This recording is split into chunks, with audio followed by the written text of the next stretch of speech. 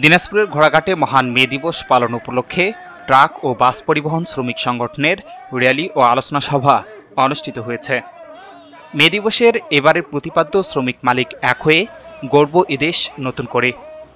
1886 সালে 1 মে যুক্তরাষ্ট্রের শিকাগো শহরের শ্রমিকদের মর্যাদা শ্রমের মূল্য দৈনিক 8 ঘণ্টা কাজের দাবিতে আন্দোলনে শ্রমিকদের যে আত্মহুতি দিয়েছিলেন, তাদের সে আত্মত্যাগের সম্মানে বাংলাদেশ সহ সারা বিশ্বে এ দিবসটি শ্রমজীবী মানুষের অধিকার আদায়ের দিন হিসেবে পালনের লক্ষ্যে দিনটি যথাযোগ্য মর্যাদায় পালন করা উপলক্ষে ঘোড়াঘাটে বাস, ট্রাক, ট্যাংলরি ও কুলিমজুর শ্রমিক এক হয়ে সকাল 10টায় এক বর্ণাঢ্য র্যালি বের করে পৌরসভার বিভিন্ন সড়ক প্রদক্ষিণ করেছে।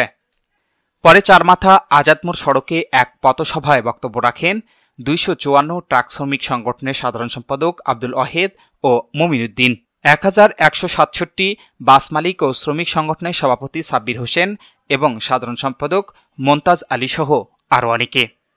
এরপর দুপুরে কাঙালি ভোজ ও বিকেলে শ্রমজীবী সংগঠনের আয়োজনে এক সাংস্কৃতিক অনুষ্ঠান অনুষ্ঠিত হয়েছে। S Rahman, news desk, NK television.